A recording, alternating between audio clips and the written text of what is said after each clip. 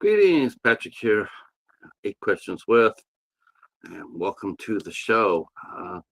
Yeah, beautiful day here in Michigan. Beautiful, beautiful August night, and great day to talk some music. Been a while since we talked to musicians, so it's always good to do that. Always good. Always look forward to conversations like this. Tonight we'll be talking with Ray Starr, who not only is a elite guitarist, but he's also um, a psychic, a rock psychic. But I think more importantly, he would tell you that he is 17 years clean and sober. And let me tell you, that is the harshest environment to stay clean and sober in, and that is the entertainment industry, especially live music. Tough, tough, tough place to be. So to be sober in. It's really rough. Seeing it up close and personal with a lot of artists. And I remember a few shows that we bent over backwards to make sure that not only did we abide by what they wish, like don't let I think the most interesting one that I remember us doing, and that was with it was with Eddie Money, and his wife went around having us making sure that he didn't have anything in his cup. Uh, yeah, I didn't get involved in that one. I was like, I'll let the staff handle that one. But I do remember that. But it's a tough environment. A lot of people look at rock and roll and they think, wow, look at that lifestyle, partying, drinking, smoking, having a great time. And yet, a lot of times, not everybody, of course, we see some, but we also see the damage that it causes long term. A lot of artists have just crashed and burned. I mean, so to be able to claim your sobriety and still rock the hell out like Ray does is to be commended. A lot of pitfalls there. So we're going to talk to him about that as well. Um, so I'm really happy to have him here tonight. Thursday, we're scheduled to have Erica Muse. We are still up in the air with that one. I'm not sure. I'm still waiting for confirmation on that one. But if not, this will be the only show. This will only be the only 8 questions of the night. Some good news. Some good news. Um, Sharks versus Schlock is coming back. I do believe it's going to be our fourth installment.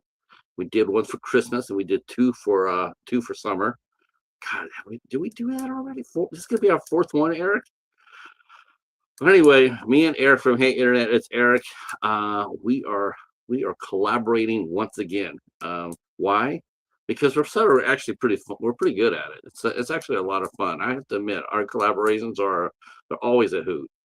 But we are doing Sharks versus Schlock again this year, and starting in September. It'll be 5 weeks in September. I can't wait. We're twisting it around. Before I would give Eric all the shark movies, but after pounding him into submission for 3 years, after pounding him into three, if you doubt that, just take a look at some of the reviews that he's done. I think I've been banned from his channel 174 times since we started this.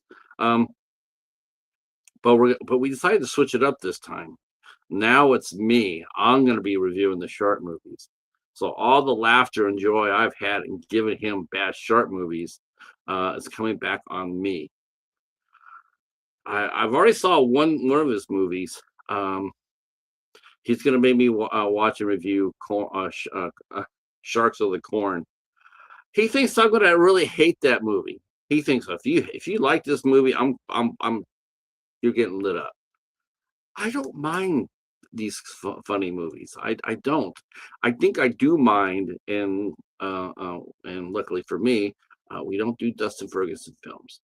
That would suck the joy out of me in a hurry. I'd be just sitting here going like, why me? But no, some of the movies he picked, I think he picked a Brett Kelly movie for me to watch. I think you got a Polonia movie in there for me to watch. So you know what? I'm all right. I'm looking forward to it. And Sharks of the Corn, just seeing the pure entertainment value that it had on Eric when he had to watch it and come back and like son of a bitch. Yeah, I'm down for it. I'm ready. We're ready to me and the cheetah, we're ready to go shark fishing. Um and he gets the schlock movies.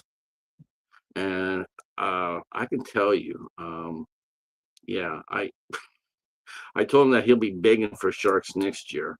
I really sincerely believe that. I could have made it worse. I didn't tell him this. I'm telling you this, telling you guys. I could have made it worse on him, but I did have mercy. I pulled my punch. We're supposed to give each other like one fun movie to we're supposed to do one fun movie for each other, like one quality movie. And I think I gave him one this year. I gave him Angel 4, which I told him had a mainstream cast, which it does. There was a series called Angel. It came out, I think, in the 80s.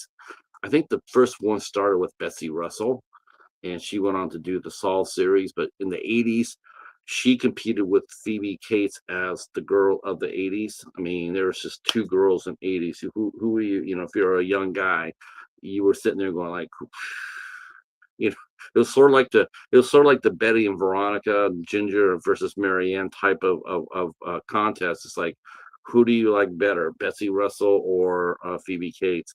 And believe me, it's not as one-sided as one would think, especially once you got to look at Betsy Russell because she was a stunner. But she started a series called Angel.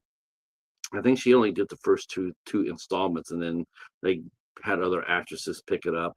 And one of the actresses that picked it up was Darlene Vogel, and so she's had a decent career. She's had a good career. So that's gonna start September 2nd. So I think I'm booking one more interview. I'm trying to get it down. And then I think I will be shutting 8 questions down for the rest of the year. So this will be, unless it's a really special one, unless it's like really popping. But otherwise, I think I'm just going to take a break. Um, yeah. Uh, I've been debating on whether just to cut loose on this or not, and I'm just going to keep it. I'm going to keep it tucked down for right now. But yeah, I got pretty infuriated yesterday, to be honest with you. But I was really just like, wow. What I want to say, I won't say. But that's just perfectly because Ray Starr is here. So we're going to be kicking back and talking some music. And here we go.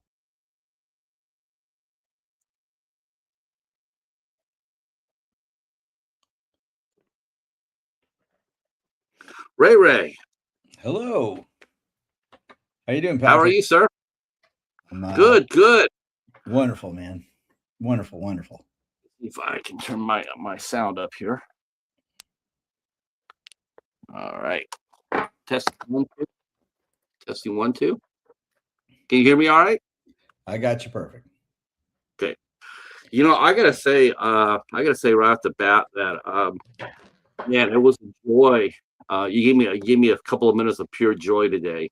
Because I was going over your website and I looked down here and you had Ray's Rider. And I'm like, oh my gosh, I haven't seen one of those in 25 years. So I clicked on your rider. That was a nice rider. I was impressed. It was pretty clean. Thanks, man. Thanks. Uh, Yeah, yeah, only blue M&Ms, right? that's right. You know why that happened, right? Do you know the story behind that? Absolutely. Yeah. Isn't that brilliant?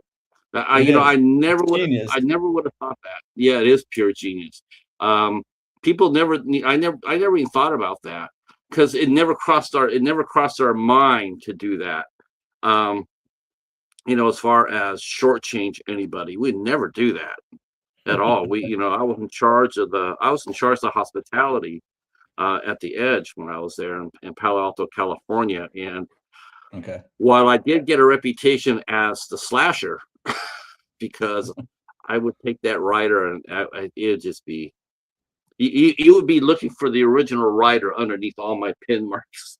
Um, not everybody, but like the Jennifer Lopez type must have two suites with bubble baths and masseuse at the ready. Yeah, that's not going to happen.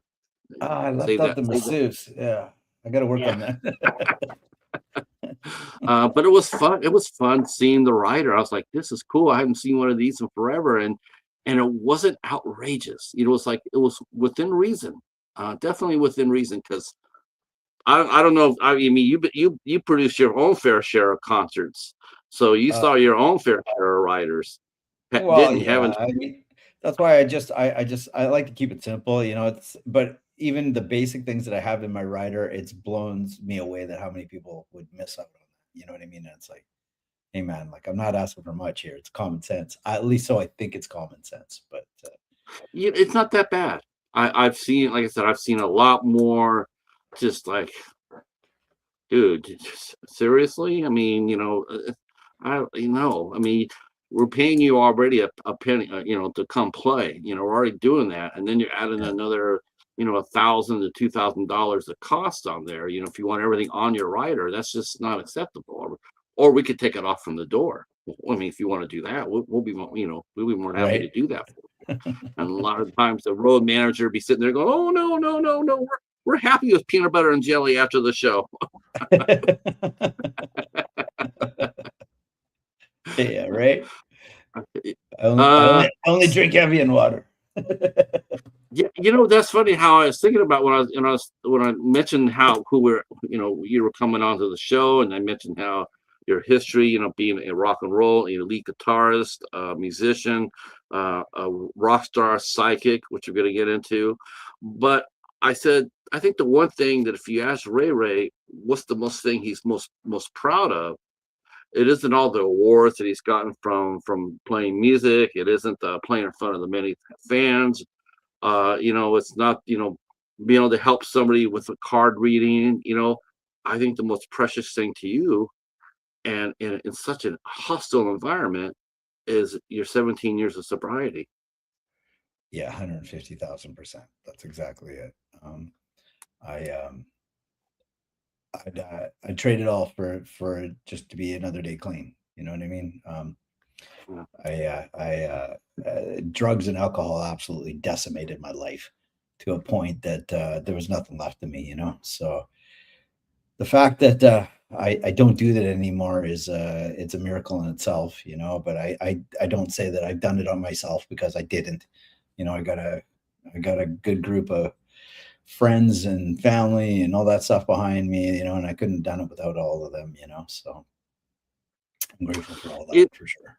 it is a harsh environment. I mean, talking about rock and roll music, playing live music, it is so easy to get into that lifestyle, to Oh, slide into it. 100%. I Oh, when I first everybody. got clean, I thought it was so unique, like I'm some fucking wonderful snowflower here. But the reality is like I'm as textbook as they come. Any musician, it's so easy to fall into that life. So easy. um I mean, I've seen it. I mean, I've seen some really good people, tremendous artists, and you know and they crashed and burned, and Yeah. it's just absolutely horrifying to see. It's like, wow, there's nothing you could do about it. They Yeah. are who they are. This they have to get out of this themselves. But it just seems like an unspoken creed. Like if you once you pick up the guitar, you got to start drinking and smoking and partying and running around with everybody all hours of the night. Because if you want to be a rock and roll star, you got to live the rock and roll lifestyle. And where in the fact, it really like you said, it really decimates you and your creativity. Being a creator, a live music person, it does the opposite. You think that you're like, yeah, whereas in fact you're not. You're going the other way. Um, Mhm. well, but I want to come back to that for sure, because I think it's critically important, and I think it's great that you're a role model? Because I mean, you're in Vegas, are you not? You're based in Vegas. No, actually, I'm right now in Vancouver, Canada, but I Oh, bounce back and nice. forth between LA and Vancouver quite a bit. Quite So a you bit. say, okay, so you're LA. I'm sure there's a lot of people who know you in LA, and they probably look at you as a role model, because that's how it is. It's one good thing when you are an elite slinger. You play guitar, you songwrite, you sing, you tour, um, especially touring these days. Um, People look up to that, going like, "Man, that guy's been doing it for a while now, man. What's his secret?" And I think how many times when I wonder how many times people are shocked when they ask you that question, going, Ray, how do you rock out on the stage like that? I mean, you're just powerhouse, and your response is because I'm not fucked up. I'm I'm That's I'm exactly it. I'm clear and I'm lucid and I just want to play. You Mhm. know, and I think a lot of people would be blown away by the answer, or have been blown away by that answer. Um, but Well, when did you get uh, your? Oh, go ahead. I was just going to say, I mean, the performances were always great till they weren't. I thought I was Right. doing great, and I was just slaughtering. But in my mind, I was doing fantastic, But Yeah. as like it just got worse and worse and worse, and You, you know, you, I was thinking how deceptive that can be. I was watching an Alice in Chains video. It was it was the last public appearance with the band with Lane Staley, yeah, and they played an acoustic set. That thing was so beautiful. It was amazing. And I just kept on thinking, going like, why couldn't he realize, or musicians in general, how could they not realize when you go back and you watch them play like that and you go like, man, that was awesome. But imagine if you were sober doing that same thing. I mean, that performance would have went from awesome to legendary. But yeah. a lot of artists just don't see that. They don't understand that, or they choose not to understand that. I don't know But if it's a choice. what Like was once your you model? cross the line, you lose the power of choice. It chooses you. Yeah. It's not about common sense anymore or anything along those lines. It's about surviving and not taking a long walk in front of a short dock. And I'm sure you know this. Most musicians, in order to do what we do, we're pretty troubled souls, man. It's the honest to God Yeah. truth, right? Like there's a 1 + 1 equals 5 for us, not 3. So sometimes to keep that in check, it's the only way you can somewhat feel normal because you're trying to fit into something that's unnormal. We get to do Uh, things that a lot of people like to dream about, but they don't get to do. So it's mhm. and then once you actually get in or whatever you want to call it, it's um, there's a heavy price to pay. Yeah. You know, When did you get your start? When did you start picking up uh, the guitar? And who were some of your influences that when you said I want to do what they're doing? What were some of the bands or singers that really influenced you when you first started? well, what influenced me was I was about 3.5, 4 years old. I grew up pretty poor. We had this really crappy TV, with the the uh, the Rabbit aluminum ears. foil. Yeah, like it Yeah. was pretty ghetto. We had one channel, and it was the Kinks were playing. It was an old concert, it was somewhere in the 60s, and they were playing some outside festival. And I knew nothing of music. I knew nothing. I do not come from a musical family or anything. And I pointed at the screen. I pointed back at my old man. I pointed back at the screen. I go, that's what I want to do when I grow up. And lo and behold, did I know I was cursing myself by saying that? But it's like that's what it was. But I think the most influential, like when everything, all the pieces came together. I mean, like I got the typical, Deep Purple, Led Zeppelin, that kind of jazz. But like the first time I saw the Who, that changed my life. Mhm. When I saw,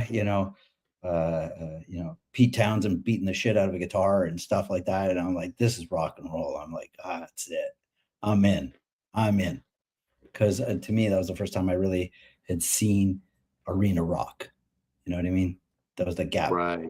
for me. That was the performance gap, you know, and of course it crossed over into I spent a lot of years doing punk rock and stuff like that, and I just, you know, I really feel like, you know, even though Who was a rock band, I mean, I felt like they laid the smatterings for punk, you know, like it was a really the Screw You band kind of thing, at least live Yeah, punk wise. rock.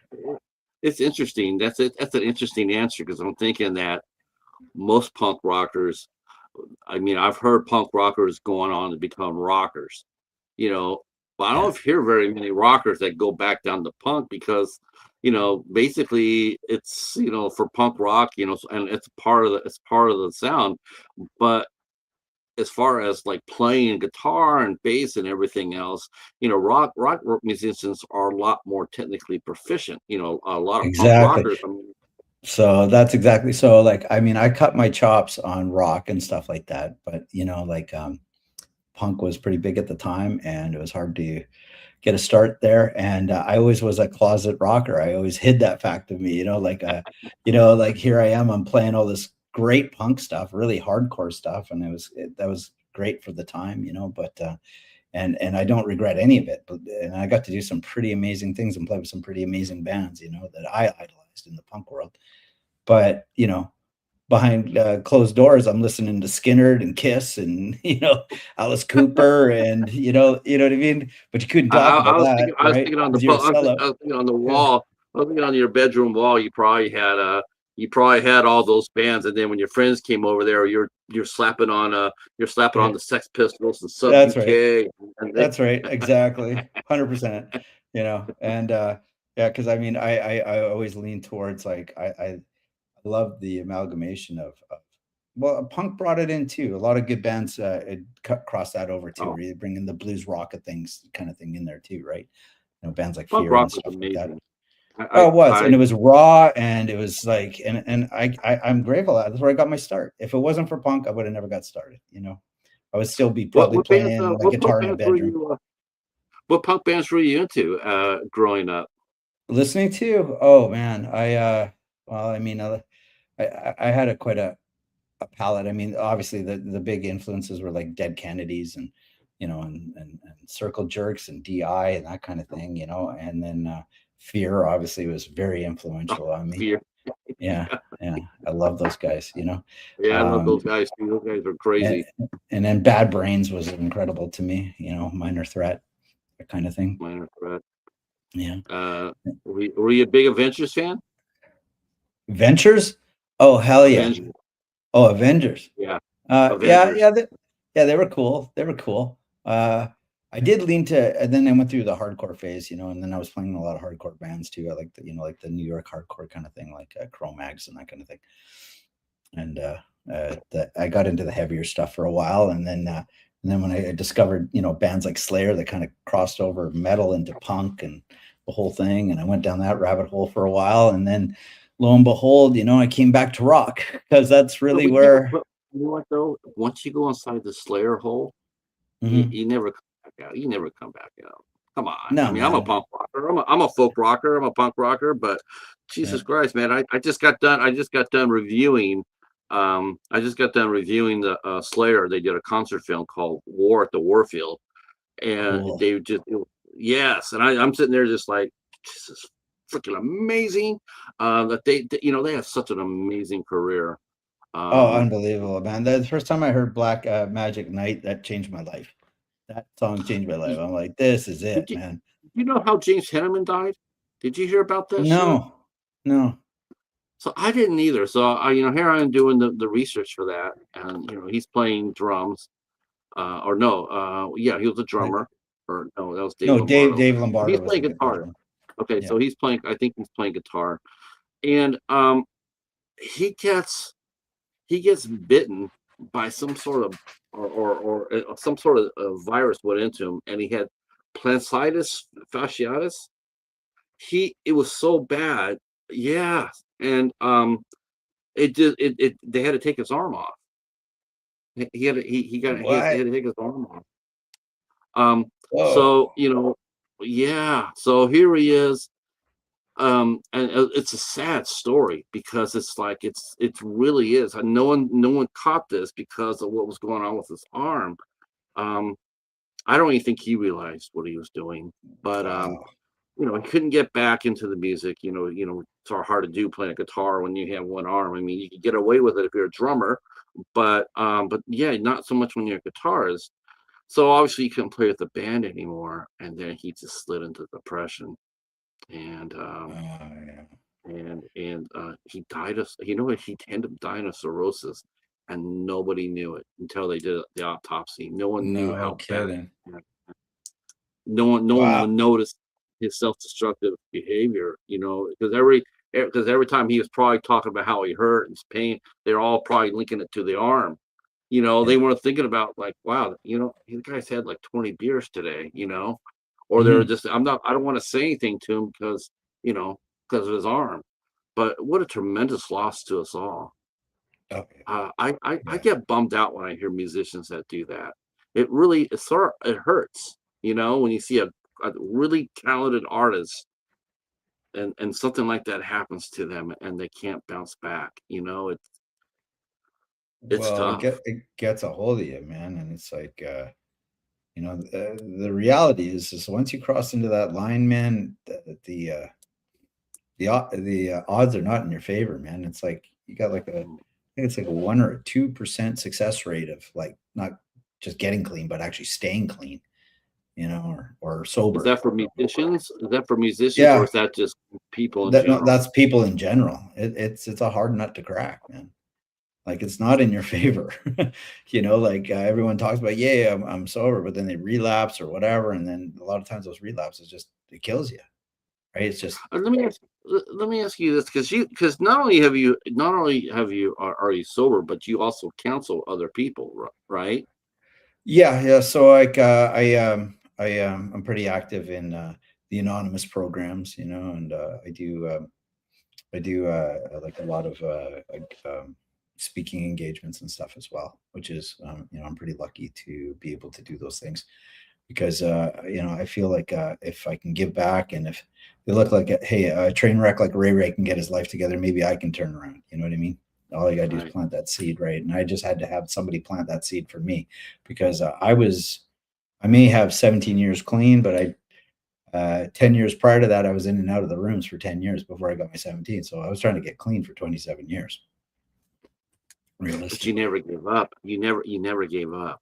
Well, no, it's That's just the the whole bottom kept getting worse and worse and worse. And it's like, thing. like I always thought I could pull it together, or hey, maybe that was just some bad luck, or maybe I need to slow down, or maybe if I don't do this drug, I'll do that drug, and just, like it came up with every kind of solution in my mind. I'm trying to fix a problem with the same brain that caused the problem to begin with, and so it's no surprise that it didn't work But out so good, I, you know. is it one of those things though, when you get up in the morning, you look over your shoulder and you go like, "Here's another day," and then you look at it and all the success that you've had, like when you sit down to write a song or a riff or what have you, and you realize that, man, this is so much more clean and open, and I can just my creativity is like, like It is, before. but you know what? When I first got clean, I thought I couldn't create. I thought I lost my creative Really, edge.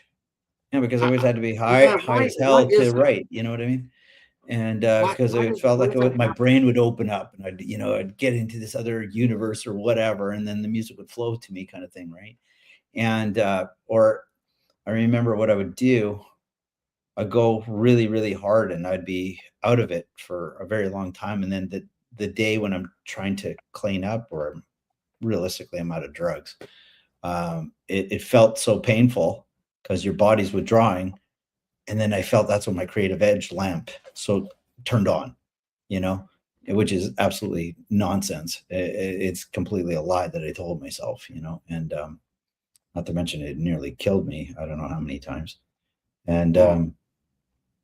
I had numerous overdoses. I had 3 heart attacks. Well, 2 that were drug induced, 1 later in life, but that's another story. But like, um, it's just nothing good came out of it. And then when I first got clean, I didn't play music for the first year and a half that I was clean. I was so scared to go back into music, like because I felt, man, because you get loaded on the way to rehearsal, you get loaded at rehearsal, you get loaded after rehearsal, you get loaded on the bus, you get loaded off the bus, you get loaded on tour, you get loaded at the show, you get loaded after the show. Everything I associated with it was drugs, and booze. Well, in the end, it was just drugs, but like I got into this, this game, thinking, sex, drugs, and rock and roll, and then it was just sex and drugs, and then it was just drugs. And then there was no music, there was nothing. It was just drugs, and I just became an that's basically where I ended up, right? So it's not glamorous, that's for sure. So take us back to your first band. I want to go back to your first band. I mean, here Yeah. you are, you're closet rocker. Anyway, they probably try to trick you too. You see somebody, you see some punk rockers, and they go, "Hey Ray, what's up? What's up?" What's up, brother? And you do that, and you go, "Oh, devil horns, you're a rocker." What was it? No, watch this, man. I could do a cabbie. Watch this. Oh shit, he dropped a cabbie. All right, he's punk rock as hell right now. That's it. Did you ever skateboard when you were younger? Well, I started my time around on BMX, and I was pretty damn good at BMX. Matter of fact, I prided myself on how good I was. But then skateboarding started to take off again, and I could skateboard pretty good, but I couldn't skateboard the way I could BMX, and I was kind of pissed off when that happened, because it's like all of a sudden I'm not the cool kid on this, it's like there's way better guys than me skateboarding, but I did skate 100%. I did, yeah. It's just what everyone did back then, Oh yeah, it, yeah. it I came mean, with that the was lifestyle and everything. Yeah. So so what was your first band? Was it a rock band, or was it a punk rock band? No, it was a And punk what rock was band, 100%. So I was 14 years old, and I got discovered by this band. They were older than me, and I was at that time I was right into I think it was listening to a lot of Iron Maiden and stuff, and I was playing a lot of Iron Maiden riffs. And their guitar player they just fired, and they took me on, and I learned their songs real quick. And at 14, I cut my first album, at proper studio album, and the rest was history. And I was in, and this in Los Angeles? this was no, that album actually we cut in.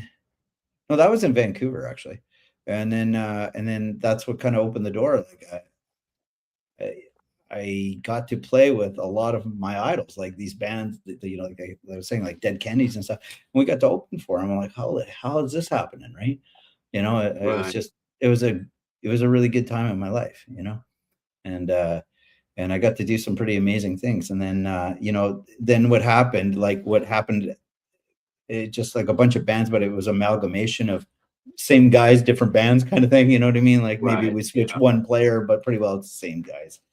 And I got into this band, and we did pretty good. And we that's when we got to go down to LA and record and all that stuff, and it was awesome.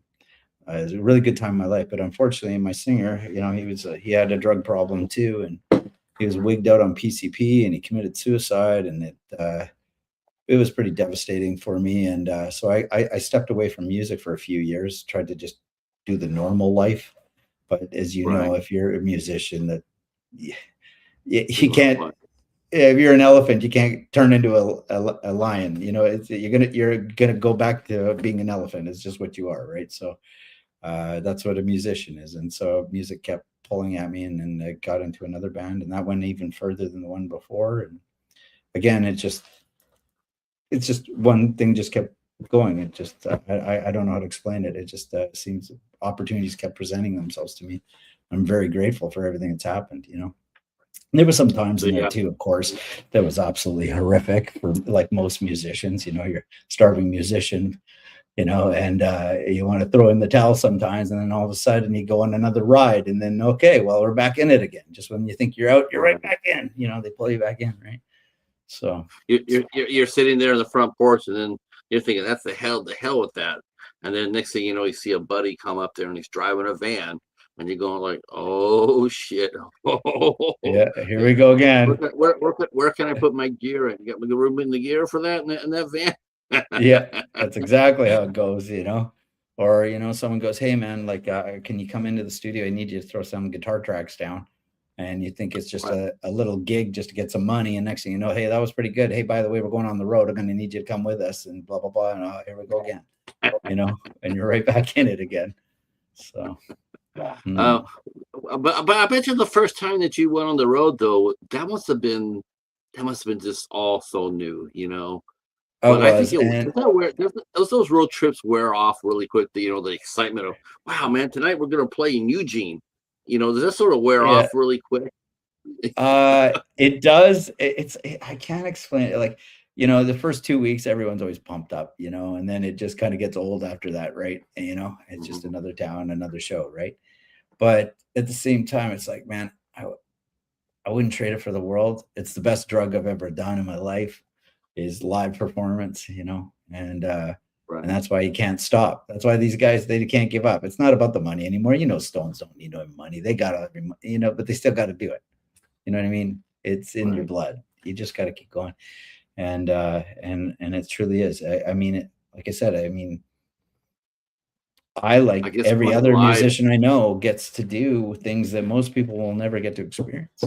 It's such a high. It's incredible. I guess playing live in of itself is has the tendencies of a drug. Like you're right. I mean, you look at the Who, you look at the Rolling Stones, you look at Kiss, you look at Frankie Valli. I mean, Jesus Christ. I mean, you look at David Lee Roth. I mean, you look at Vince Yeah. Neil. You look at them going like, I mean, they're all just way past their expiration date, but they can't stop doing it. And No.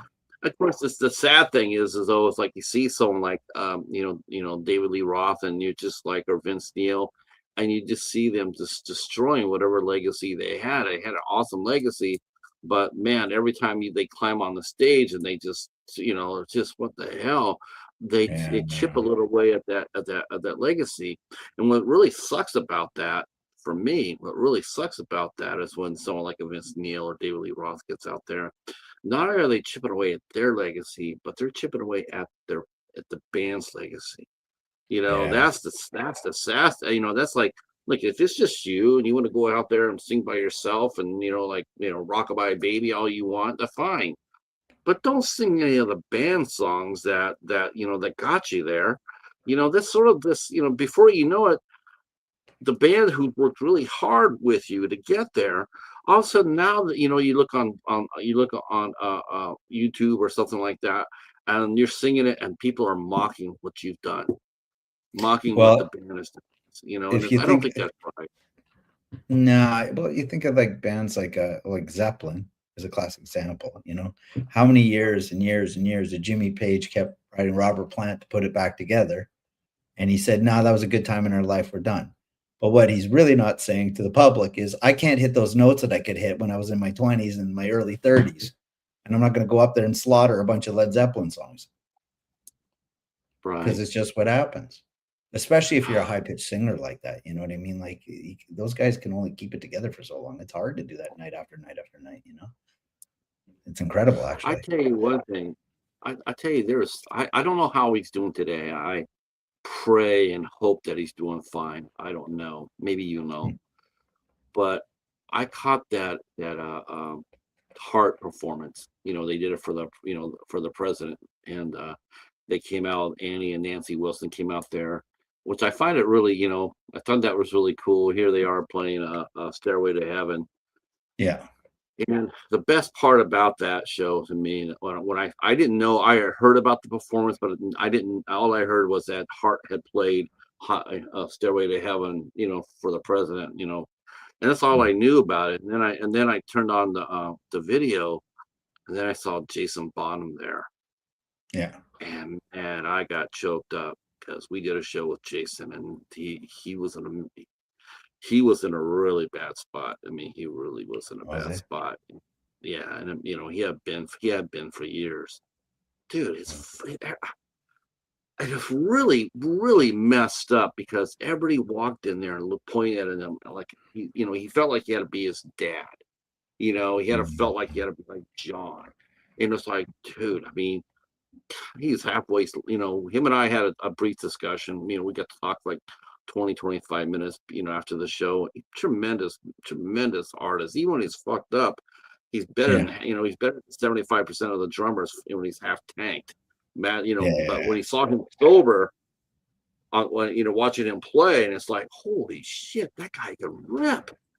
I mean, Oh it's yeah, just he's an killer. amazing performance. Um, And and I'm well, he's going, still wow, he's, touring right now. He's still yeah, touring right is he? now. He's on tour right now. Yeah. Yeah. Okay. So I am hoping that he has maintained himself, because I believe that he was sober. Definitely, he was sober for that performance. I don't think they let him on the stage if he wasn't. So I've always hoped that he got his sobriety, because he mentioned he wanted it, but the pressure that he must have been under, being John's son, I just wouldn't wish that on anybody. Well, that's like So, Wolfgang, like unbelievable guitar player, unbelievable songwriter. But no matter how freaking good he is, he's always good. Hey, you're Eddie's son. Like, how do you? I can't imagine what that'd be like to live under that shadow. yeah, I couldn't imagine that either. Wouldn't Even wish though it on he's anybody. so good, he actually plays his dad's songs better probably than anybody, literally. But Um, uh, yeah, I just, it's one of those things where, like, he was, he's just an extreme talent. And, mhm. I was sitting there watching him, and I got choked up watching, because like he's just, he's crushing it. It's a beautiful song. I mean, it's probably the best version I've ever seen, for Mhm. sure. I mean, even the guys from Led Zeppelin, they're all looking at each other going like, holy shit. Yeah, Like, Robert Plant cried at that. I'm pretty sure yes, he had a tear yeah, there, if I remember that. yeah, Right. yeah. Only saw it once. I saw it years ago. But. So what was you got to open up from some big acts, and you're what, about, at the time this has happened, you're in your late teens, right? Yeah, Or when I were was you doing still? that, yeah. Well, I mean, So, yeah, I mean, I've had it through my career, but yeah, some of the bigger punk bands, 100%. I was pretty young when that was happening, for sure. So that's why I was a little bit starstruck. I'm on the same stage with them. You know what I mean? It's kind of cool. But you don't know who at was the the? time. You don't know at the time. That was the cool thing about punk rock. You didn't know who's going to be big. We're all kind of slumming it together, and all of a sudden, some of us take off. And what have you, Yeah, right? yeah. It's because I I remember had a like pretty good year. I yeah, actually had a pretty good year. Yeah, did I you? could pick out some that were gonna go. Like Weezer and Okay, Sublime and yeah. Sublime. Oh my God. Oh, they were Damn, great. Ray, yeah. So I remember I was booking a little 150 room Blood and Guts. It was my first booking gig, and I had gotten this copy of this band called Sublime, and sent me a press kit. They want to play my room. They're from Los Angeles. I was in San Jose, California, and so What was your room? they What was were your at room their called? Marsugi's. Mercedes. Okay. Um, and so they called me up and says, "Hey, we like to get a date." And I said, "Yeah, no doubt." And I said, "I only have one rule for this, and that is, you got to bring your dog with you." Because we seen the first album, 40 Ounces of Freedom. They had the Dalmatian on the back. Ray, that Dalmatian was fire. Really? God, Oh, that's that dog awesome. was cool as hell. He got out there. He was just high energy, and we let him in the club. He only had two dogs ever walk inside the club. In the years I've been there, and the dog was that Sublime dog was one of them. And super That's nice awesome. guys, and they shredded. They absolutely shredded. And Bradley was on top of his game. I mean, just it's a ska band.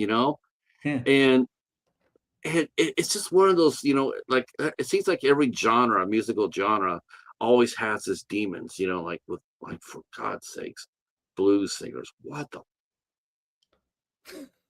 Why do you feel to have, like, you and I were putting on it's like going to the closet and putting on a persona that you're supposed to have whenever you go out. I'm a blues Yeah. player. Okay. That means I'm drinking whiskey and sevens and And shooting mainlining in the heroin in back. the back. Yeah. Yeah.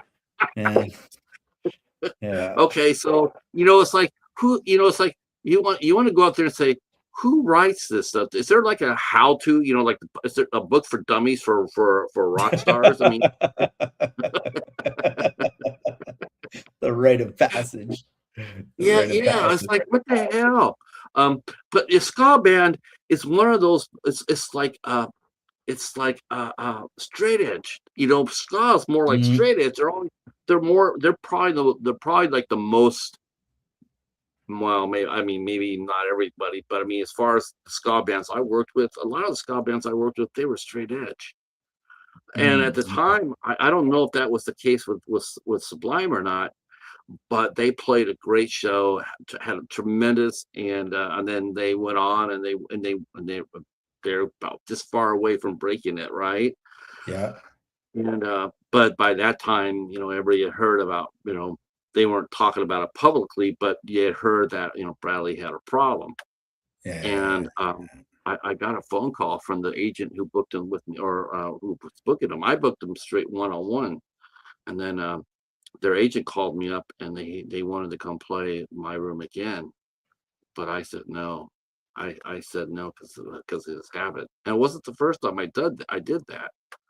Yeah. But I said no, I don't want to do that. I don't want to, no, I don't want him here. Um, I can't risk that. And Yeah. so I said, but there's a club across the street you can call, give you their name and number.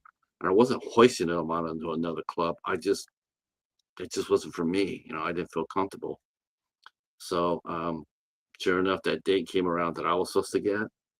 And I'm standing in front of my doorway and I'm watching them load out to the club across the street. Ray, he was fucked up. Someone Uh, came down afterwards and said that uh, he he uh, he attempted to sing 3 songs. He sat down on a chair. It was an absolute car wreck. uh, And yeah. later on, the guys from the other club came down there, and I was. He says, "How did you?" Says, "How did you know?" I said, "Well, I read for one thing. I had heard about it. It's like I had hoped that he'd been able to get through that performance, but it was bloody awful. And it didn't take long after that for him to self-destruct. And that's Yeah. one of the sad That's things sad. too. Um, Well, but the first exposure I ever got to recovery, I was in a band, and lo and behold, the universe put this drummer in my band, and at that time he had 7 years clean, and he kept his mm, mouth shut. He didn't say shit to me. He let me carry on like a complete ass, and I didn't know because I'm so busy being high all the time. I'm not paying attention to anything.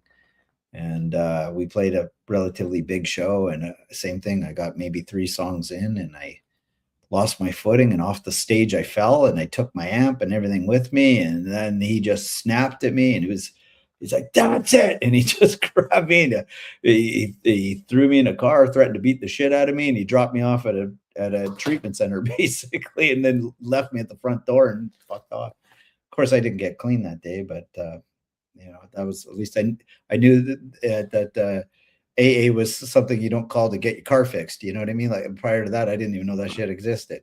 Like, I was too busy being an addict, I guess. But I guess yeah, I guess so the lure of I the mean, spotlight, though, right? I mean, do you what's think that? that is probably the is that the biggest was that the biggest pull for someone that's trying to maintain sobriety in a rock and roll environment? Is it the pull of wanting to be accepted by? It sounds funny saying it, but really it's true. But you want to be accepted by the fans, like you want everybody to love you, and everybody does. If you're in a band, I mean, Jesus Christ, I mean, you get 30, 40 people around you all the time wanting something from you. Yes. And it's alluring. It's alluring. Um, what do you tell someone who comes and if you're giving one of your talks, what do you tell someone like that? Like these are like 4 or 5 steps that you really must take care of. And I'm with you. I'm. Are you pro AA? Yeah. I mean, AANA. Yes, 100%. Yeah. Yeah, Basically, yeah, I am too. both those things. Like, uh, if it wasn't for that, I wouldn't be here. No, it's just that simple. Like, that stuff saved my life. and I'm pretty open to talk about that. Like if there's other ways or whatever, hey, you do you. But I can tell you, after 10 years of trying to figure out other options or other ways, none of it worked, and it almost killed me. So I don't know how many times. So it's what saved my bacon. So yes, I'm pretty pro it. Now here's something I'm really curious about, because I know that you have to be, in order to have this gift, in order to be able to use it properly, being sober is like, like, yeah, you got to be sort of like, and that is your psychic ability. So when did you realize that you had a psychic ability, and what was your reaction to that? Was this, were you just, did you have any Well, exposure I to, I you I know, I was a before? kid and I had all kinds of very traumatic, I guess, experiences if you don't know what's happening. And this is like oh, he's got anxiety or something like that. But no, he put me in a crowded place. I could hear everyone's thoughts, and it'd be too overwhelming for me. And I truly feel in my heart of hearts, like now that I've been doing at this game for a little while, if you're a musician or you're an artist, or it doesn't matter, some kind of creative, I truly feel we all got that gift to a certain extent, because I always say, like, if I sit down and go, hey, I'm going to write a killer song today, I can assure you it's pure shit. It's when it hits me at 3 o'clock in the morning, I'm like, man, that's it, and I just got to grab my guitar and it starts to flow.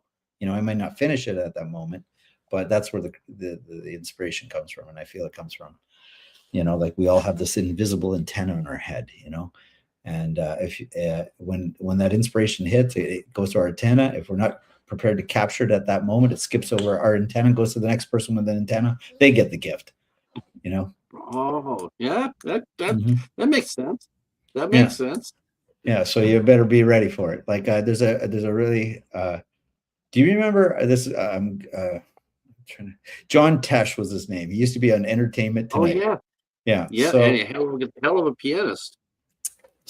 here's a great story for him. So he's stuck in LA traffic, and if you know anything about LA traffic, 6 lanes of gridlock, you're going nowhere.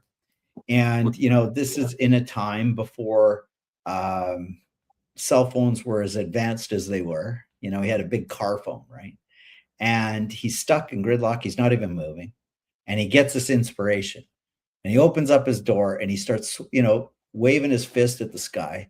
He goes, not fucking now. What the fuck am I supposed to do with this? Why are you giving this to me now? Then he thinks for a second and he quickly grabs his phone and he phones his answering machine and he hums the tune into the answering machine. Well, that tune to this day is still the theme for the NBA, yeah.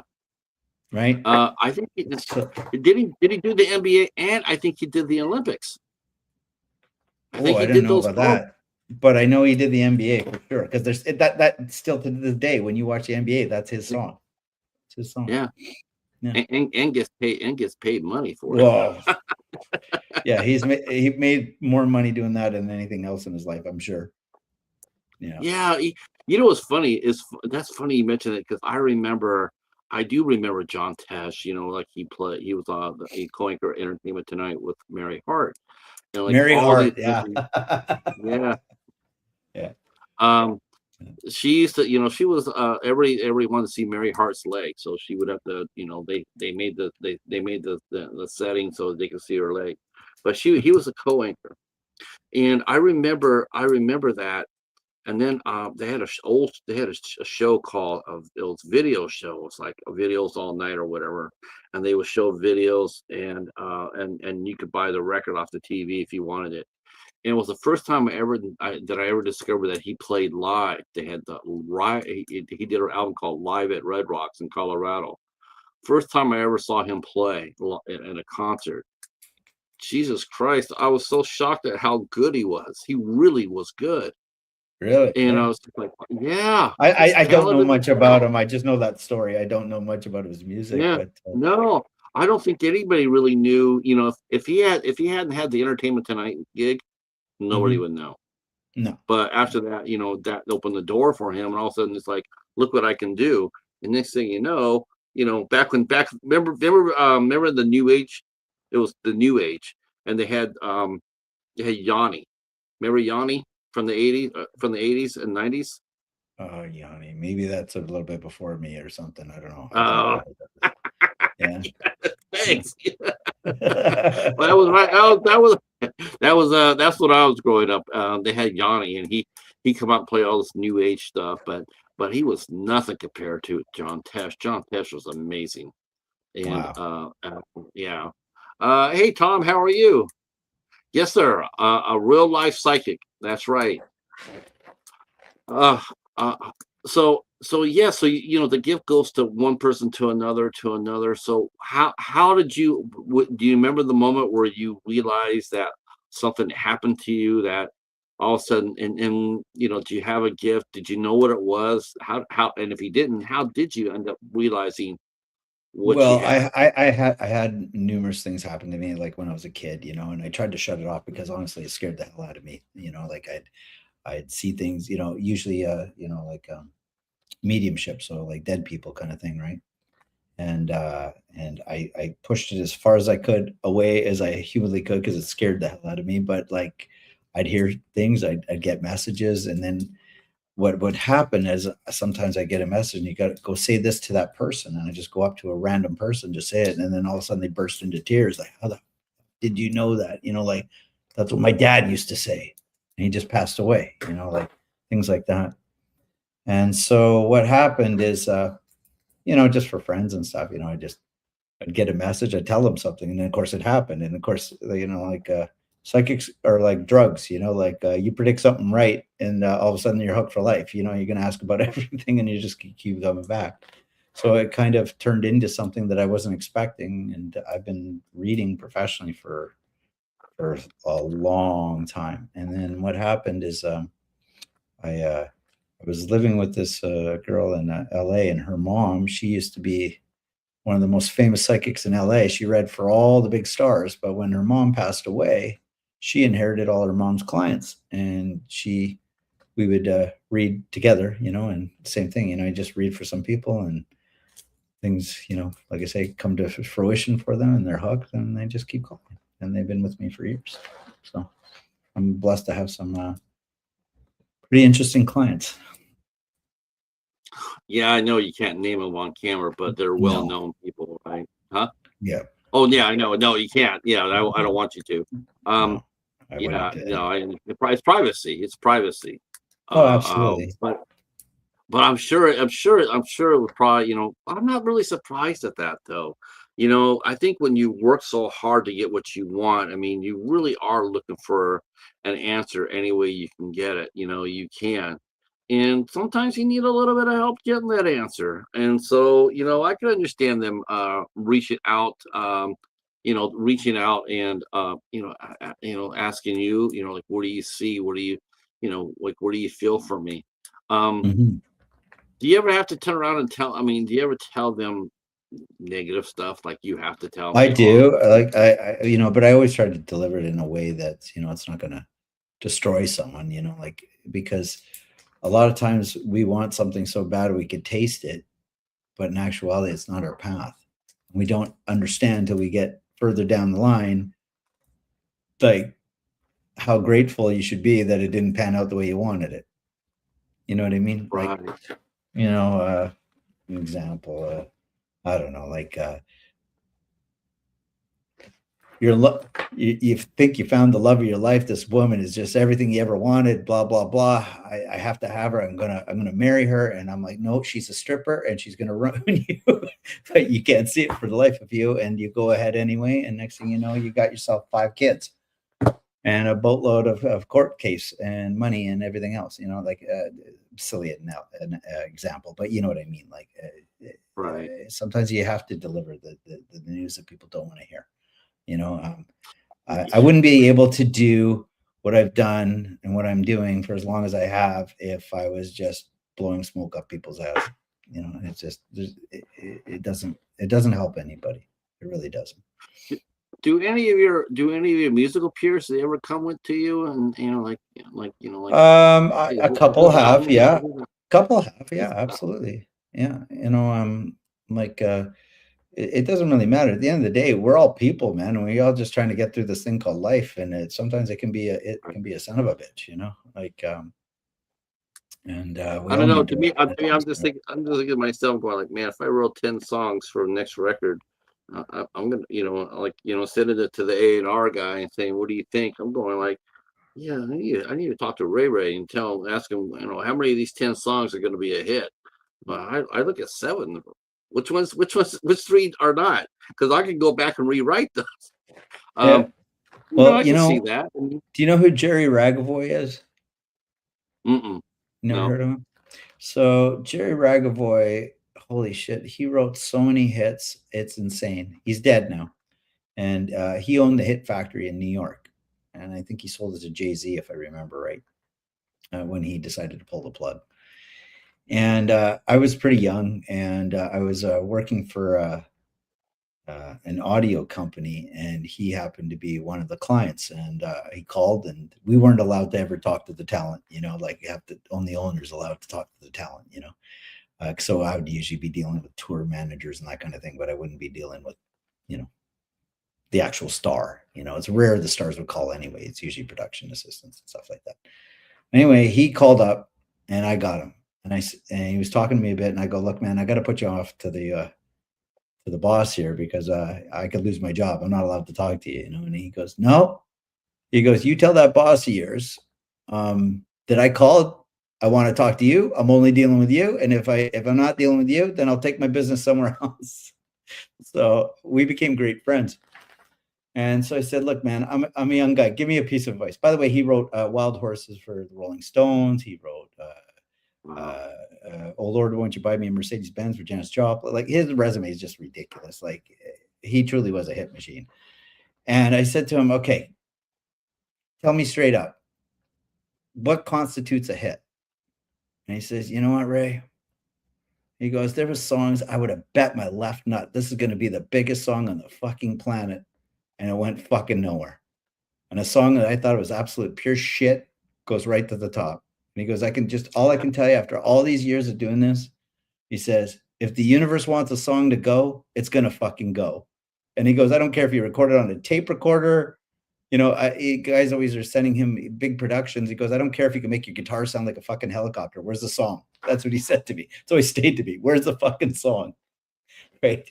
So that was his advice to me. And I don't know. I think it's the best piece of advice I've ever been given. And if it's meant to go, it's going to go. Our friend Tom is here, and he's sitting here. He says, Patrick, I've said several paranormal events happened, but you didn't seem to take it for real in an older comment. Well, no, that's not true. I believe in the paranormal. I definitely do. I've had my own stories and encounters, in my life. So yeah. Let's see. One that I'm still wondering about was the one that in the dream state until it wasn't. I don't know exactly what a dream state is. I can only tell you one time where I had an out of body experience, and literally looked down at myself in bed. That was the weirdest thing I've ever seen. I thought I was dreaming that. Well, it only happened the one time, but it stayed with me, and I was literally overhead looking down at me when I was sleeping. I was like, this is really strange. And then I came back, and then I woke up, and then I was like, what the hell just happened? And then I'm sleepy. So, dream state. I don't know. Have you heard of that term, Ray? I have. Yeah. Lucid dreaming, where you're kind of in between, where you feel like you're awake, but you can't really snap yourself out of it. And then you can start manipulating. Almost sounds like insomnia. It is, but it's like you can't wake up, and it can go to terror if you're not controlling it, or you're not careful with it. It's a horrible feeling, if you don't know what you're doing. But I mean, the way I get my message, like, people ask me, like, how do you do it? And honestly, I don't know. The only way I can explain it is I'm in a dark room. The room is dark, and I'm watching a TV, but the TV is your life. If that makes any sense. and I get Mhm. little highlight reels. I don't get the full movie, I just get highlight reels. And I try to put it together as best I can. It's the best. That's the only way I can explain the way my gift works. And I do know this: the best psychics I know, and unfortunately myself included, um, have experienced some really, really heavy trauma in their life. Something gets woken up. And fun fact here. So if you want to go down the rabbit hole a little bit here, you remember A Clockwork Orange, right? The Oh movie. yeah. Yeah. Yeah. Yeah. And Malcolm McDowell, when they were trying to uh, reprogram him and held his Yeah. eyes open and just Yeah. constantly bombarding him with trauma. Well, that wasn't just a made up thing. That was actually part of a government program by the CIA, because what they discovered is when they create enough trauma in someone, there's a part of your brain that wakes up, and you actually, that gift that we're talking about, your psychic gift, gets amplified by 10. And they were trying to use it for, obviously, as a weapon.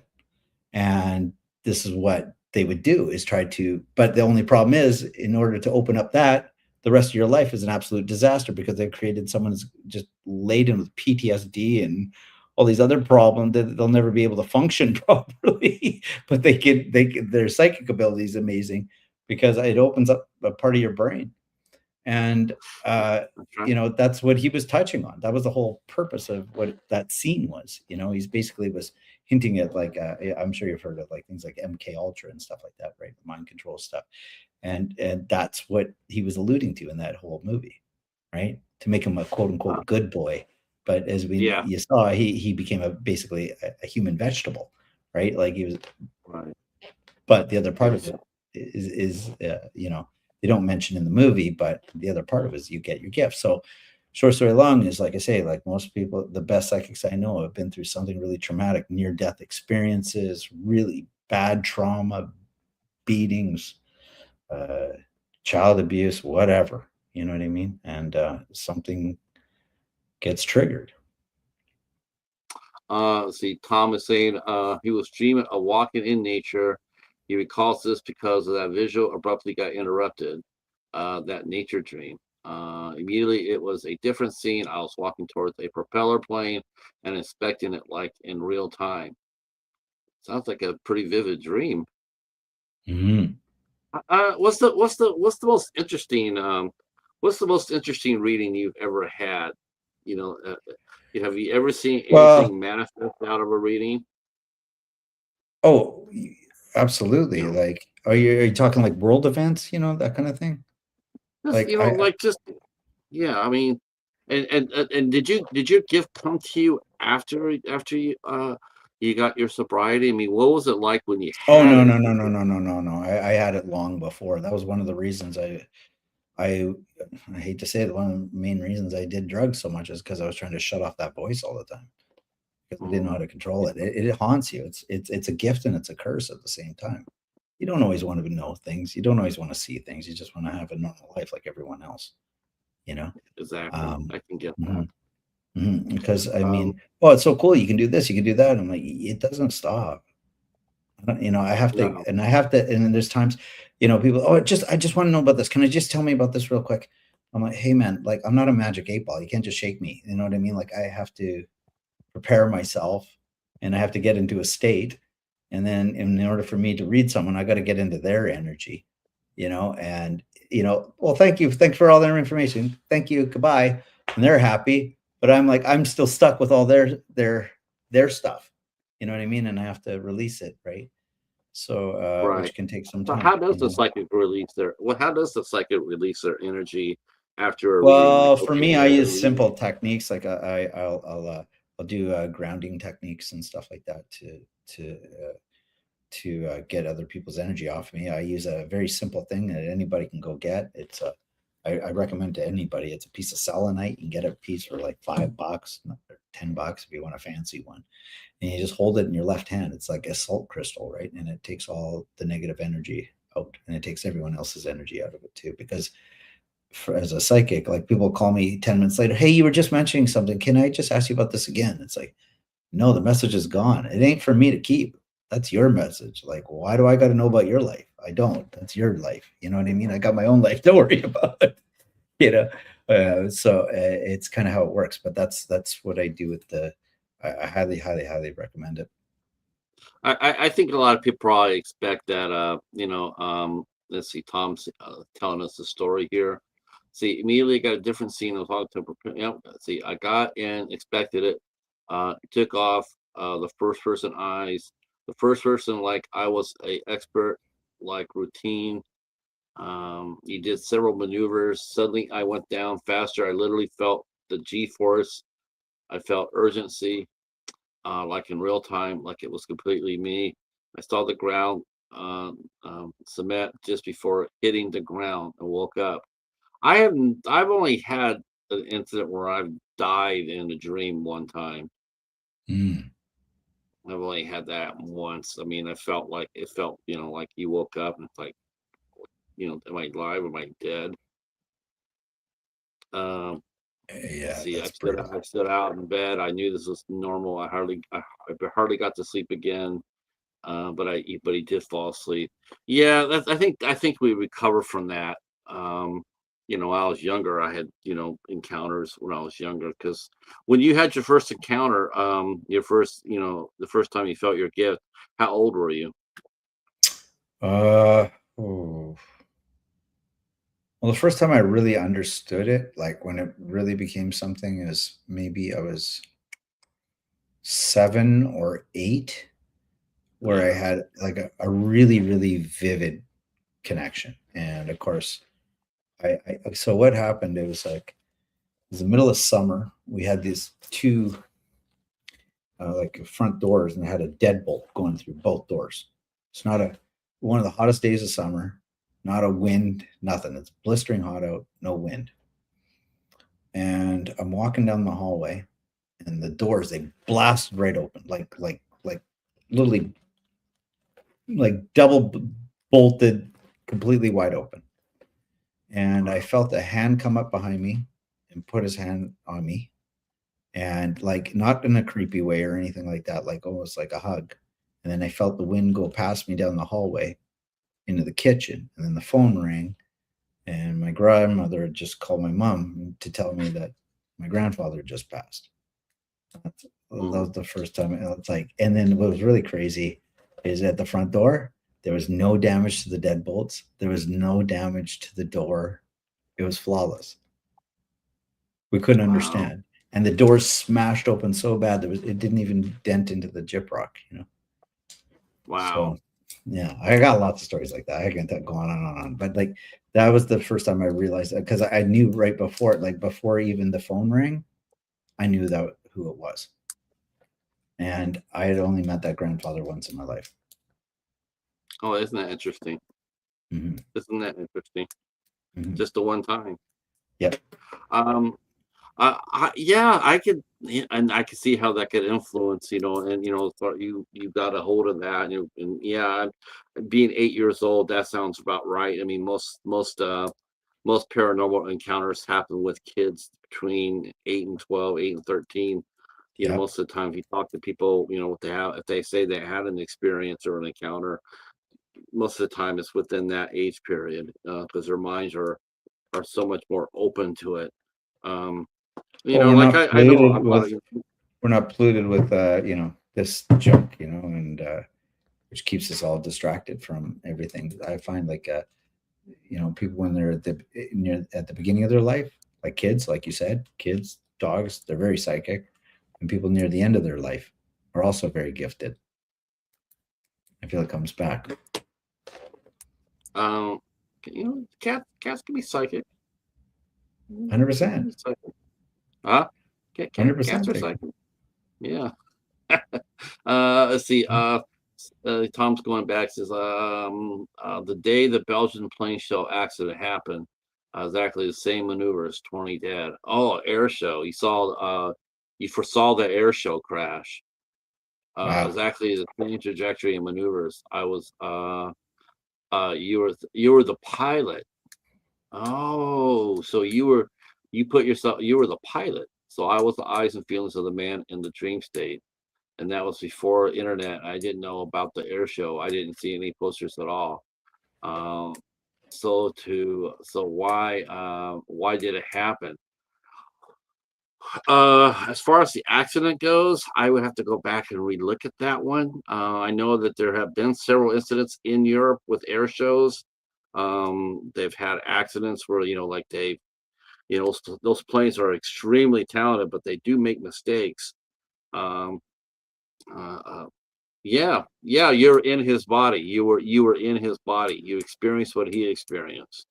So that's the reason why you died, because you felt like that. Because he probably most likely died too. Mm. Yeah. Oh, they're all experts. Holy cow! I've seen. You see that air shows. They're all experts up there. I mean, there's no doubt about that. I mean, when you're flying military jets like the Blue Angels, I mean, Oh I've yeah. seen the Blue Angels. They've flown over my house before. During the air shows, they've flown over my house like in formations. You're just freaking amazed that they can be like, literally inches away from each other. And we're not talking like a couple of feet. We're talking like a No. couple of inches. It's just absolutely nuts how good they are. But that kind of flying also doesn't allow for any mistakes. If you mess up, you're not going to probably get a second chance. And the only thing you can hope for is that you're up high enough that you can pull the ejection seat.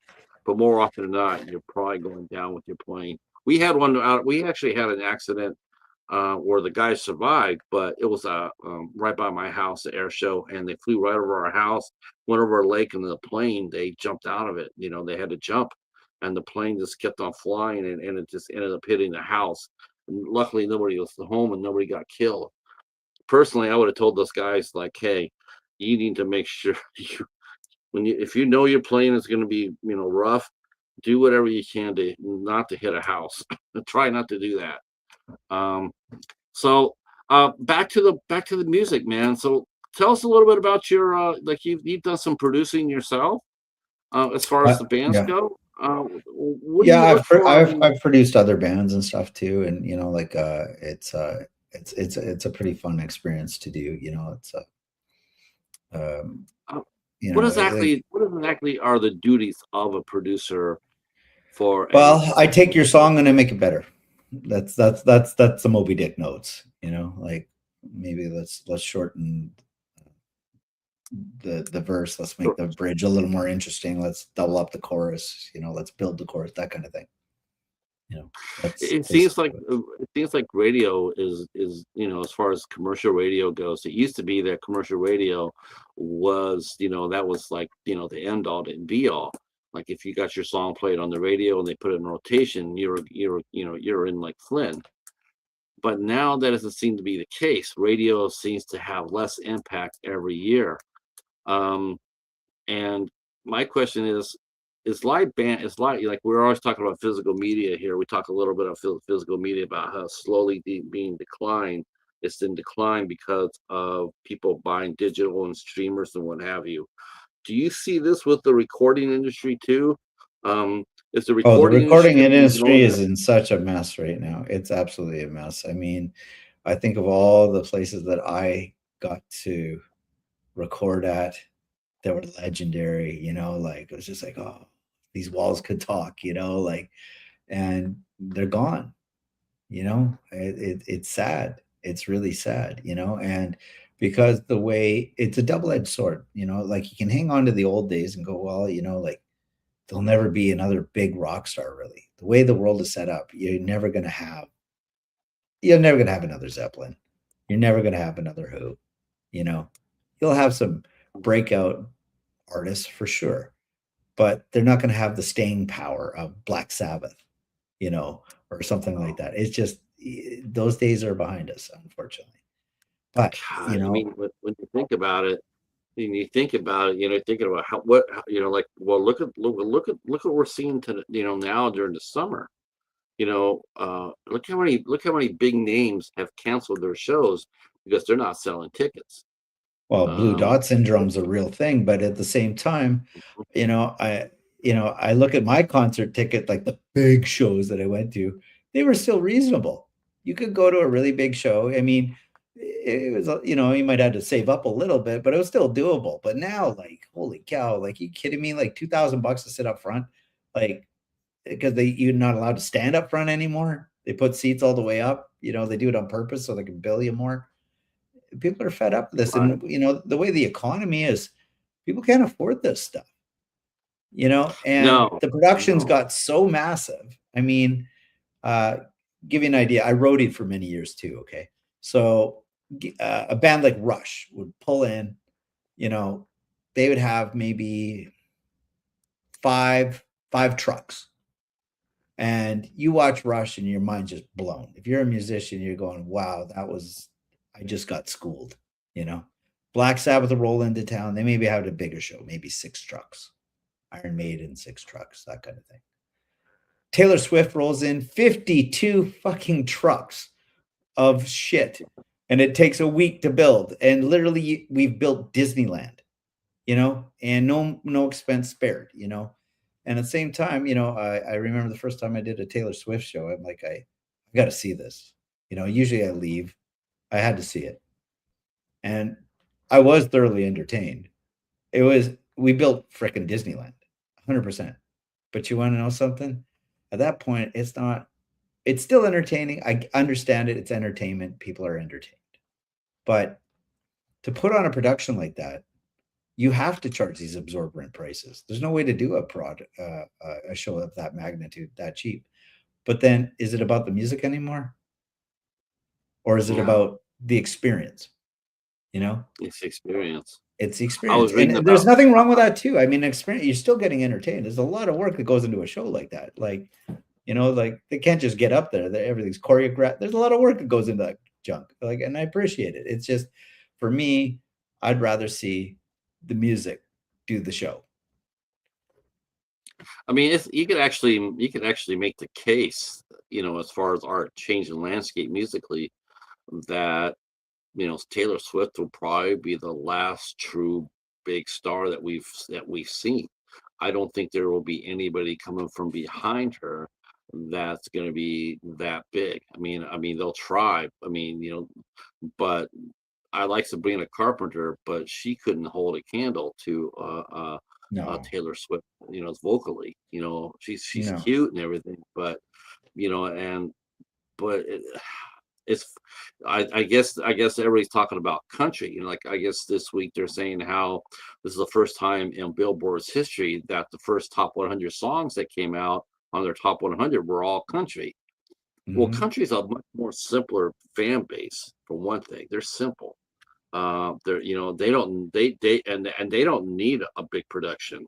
I mean, most country fans. I mean, to be honest with you, most country fans would be fine with you just walking out there, sitting down on a chair and playing. They could sit there and they could dig as I beg to long as you differ, because as the long as biggest you as long country as you're stores, playing your hit. they're still putting Huh? on shows like Taylor Swift. The big country stars are still putting on shows like Taylor Swift. Like, Really? you're going to Disneyland today, like, you're going to be freaking entertained, right? Who's And who's doing that? I mean, I I know, I know there's stadium concerts still, Ray, but who's putting yeah. on anything on the same scope as Taylor Swift? I Oh no, I don't that know. magnitude, no, nobody. I mean, Yeah. I remember, this is already, I haven't roadied in many, many years, but like, Cher would roll in with a big production like that too. You know what I mean? Or Beyonce would do a big production like that. Um, but like you said, there aren't many stars that are of that magnitude. No, there isn't. I No. mean, there's some, and by the time anybody that rolls out a third studio album, that's a star right there. How Yeah. many albums did he put out? Before, you were talking about, Rush or Journey or what have you. You go in and look at their discography, and there's like they put out like 20 It's albums. insanity. Now Insanity. now we're gonna go look at now we're gonna look at Shabuzi or whatever his name is. He's got like three, and it's like Yeah. three and a greatest hits. It's like greatest hits. You don't even have enough to even okay. You know. Well, Yeah, yeah. we're living in a different world now, like, and it's just like, I had this conversation the other day. It's like, you know, oh, you got to get a video done. Why? Nobody watches videos anymore. They doom scroll. That's how media is consumed. So it's like you got 15 seconds to entertain me, and that's all you're getting. You're never going to have these long Pink Floyd, 7-9 minute musical journeys. Like, nobody's got the time for that stuff. I got places to be. They're not going to listen to it. You're wasting your time. You're just doing it for yourself. Yeah, it's actually hideous to think of how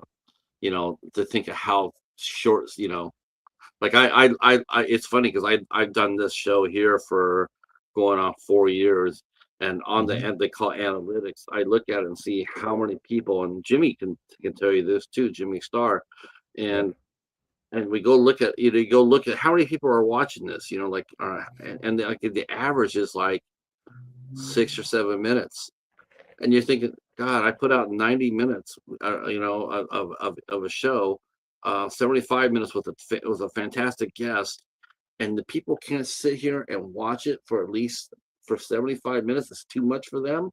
It blows your mind. It absolutely blows your mind to realize that people are not.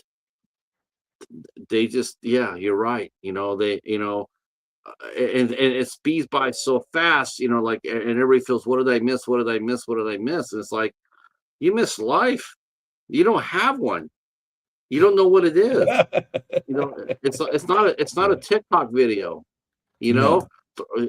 30 seconds. All right, now what? It's like, let's see. Tom is still telling us his story. Let's see. Same visual, including the artwork. And okay. I never saw this. Yeah. Okay. Wow. Yeah. I hate autocorrect. I'm with you. I wanted to ask you this too. How did you end up meeting Jimmy? Because Jimmy is a powerhouse, and I wanted to know how you and Jimmy Starr got together. So it's a bit of a story here. So my entertainment lawyer, he's in New York, and I had this single, and I had it mixed, and I wasn't happy with the mix. So I called up my lawyer there, and I said, hey, can you hook me up? Like, I know who you represent. You got somebody in your roster there that would be suiting for a rock and roll banger here. And he said, you know what, Ray, I do represent a lot of producers, but most of them are pop. I don't have what you're looking for. But you know what? I'm going to call up a good friend of mine over at Warner, and let's see if we can find you somebody here. So he did hook me up with this guy in LA, and he's like a brother from another mother. We just, when you meet someone, you just like click like this.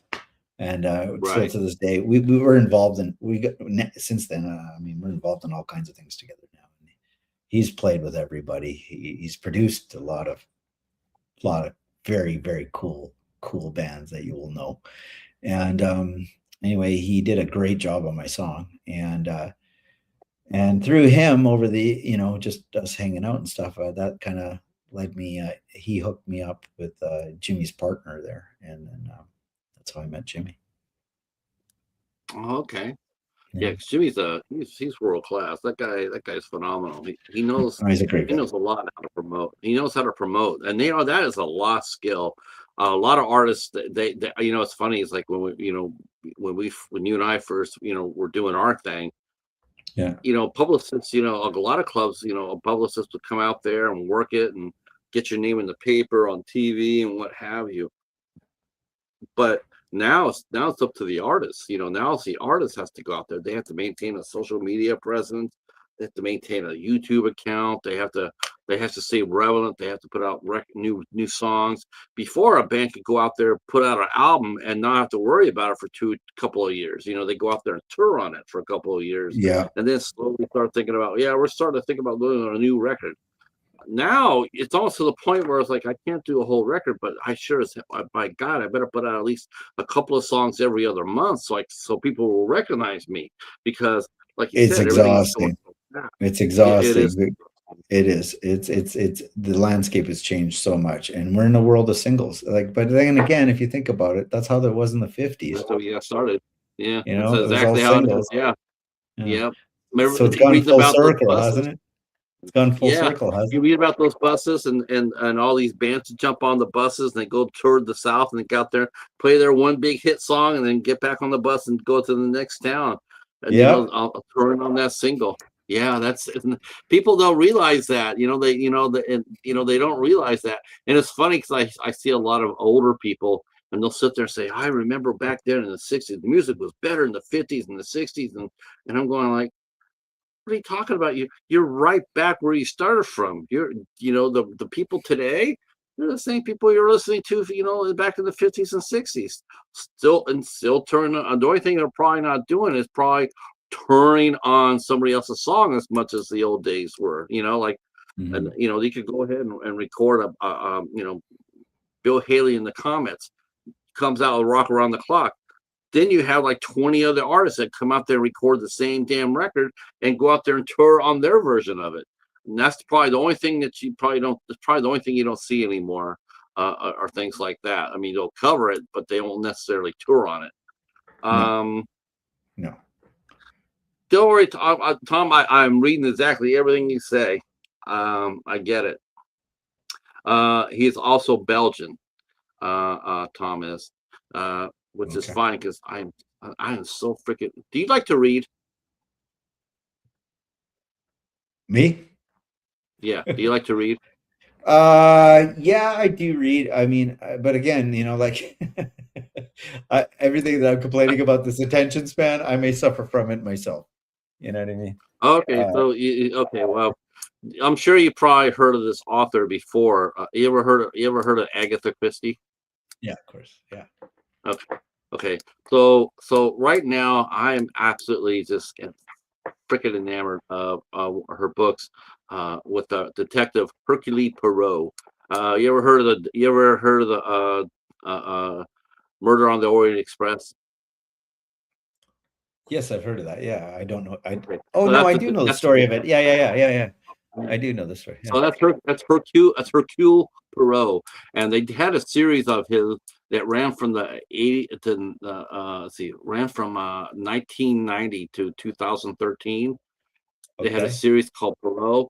Oh my God, yeah, that's just absolutely like magic. I've been hooked on that so bad. I've been hooked on that so bad. But I do got time for one more question for you. What's next for you? Actually, I should say what's going on right now. What are you working on right this minute? I'm gonna get two Well, questions out. things are getting a little hectic right now. One of my songs that just got nominated for Rock Song of the Year for the Josie Awards, so I'm going down to be performing at the Grand Ole Opry in September, and then the very next day and then I got to jump on a plane and off to New York. I go and I'm going to be doing a Peace Day at Times Square. So Nice. that's kind of what I got coming up right now. Have you ever been to Grand Ole Opry before? No, sir, never been. Wow, that's quite an honor. Yeah, it's kind of cool. Not, If I win, cool. If I don't, just the fact that I got nominated is pretty amazing. It's an honor in itself because there was 107,000 songs submitted this year. wow. 107,000 songs. So the fact that I got nominated is pretty amazing. There's only it's Well, the less than fact that they're flying 1%. you out there. Yeah, The so fact it's they're pretty flying cool. you out there. How many finalists are there? So I from what I understand, there's like, 3 for each category, right? Okay. And then they make their choice from there. So, Mm. like I say, just the fact that I got nominated is pretty damn cool. And it's the song is there was some tragedy in my life, and I was in a fire. I lost everything, and I was confiding in a friend of mine. She ironically she used to work for I think the New York Times like back in the day, like I'm talking like in the late 60s, early 70s. And she also worked in the music business. She's a foul-mouthed old lady from San Francisco. I just love her to pieces.